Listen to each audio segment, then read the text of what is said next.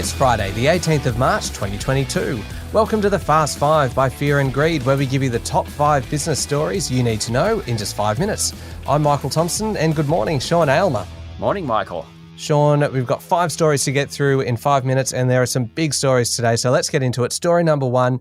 Yesterday, big news, the unemployment rate last month fell to 4%, which is the lowest since August 2008, and just a touch away from the lowest level on record. Incredibly strong numbers from the Bureau of Statistics yesterday. There were 77,000 jobs created. There were 122,000 full-time jobs created, which is even better against the loss of 45,000 part-time jobs. Annual employment growth is strong. Participation rates was at a record high. Total hours worked jumped 9%. Everything was good. Most of this is on the back of the economy rebounding very strongly since the COVID lockdowns. The government's still spending plenty of money. Interest rates are low. And of course, we have a closed international border, which has reduced the supply of labour. All the leading indicators are suggesting employment growth will continue. It is a great time to go out and get a job and potentially get a pay rise.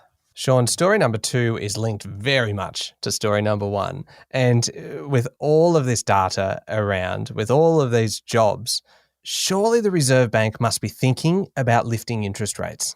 Surely, Michael. Well, I'm sure they're thinking about it, whether they do it or not. No one's really talking anymore about waiting until 2024 to do so. That's what the Reserve Bank was saying a couple of months ago. Most market economists now think we're all going to find ourselves with higher variable home loan rates some point this year. The last time the unemployment rate was this low, 4%, the official cash rate was 7.25%. It's actually 0.1% today. It just shows the anomaly. The Reserve Bank is waiting to see wages growth, and that will come through. Now, yesterday morning, the Federal Reserve lifted interest rates for the first time in 3 years, signalling that it will continue to lift interest rates all year. One fly in the ointment might be the election, which is coming up. That has to be held before May. Popular opinion is that the Reserve Bank wouldn't do anything on interest rates during the campaign because it doesn't want to favour either side of politics. But if rates need to rise and it delays it, then it's not being apolitical. It is favouring the incumbent. So I think it would move anyway. The good oil is that rates will rise about the middle of the year or a little later. Okay, story number 3, Sean. Federal Education Minister Stuart Robert yesterday won very few friends when he suggested getting rid of the bottom 10% of dud teachers. Bold move by the minister. Very bold. He came out all guns firing, blaming Australia's falling standing in maths, literacy and science rankings on bad teaching. He said the curriculum and the dud teachers were dragging Australian students down. And according to the Australian newspaper, it was nuts, he said, it was nuts that young history students are being taught to identify racist statues. He said teachers who weren't up to it shouldn't be protected. He then carried on to say that private schools did not tolerate low-performing teachers, and he suggested substandard teachers were being employed by state-run public schools. How to make a few enemies. Yeah, very, very quickly indeed. Story number 4, Sean, a bit of bad news in the offing. The number of cheap airfares are declining. Yep, I'm afraid so. Data from the Bureau of Infrastructure, Transport and Regional Economics for this month shows that discount airfares aren't anywhere near as prevalent as they were 9 months ago. In fact, discount economy prices are now at their highest level in over a year.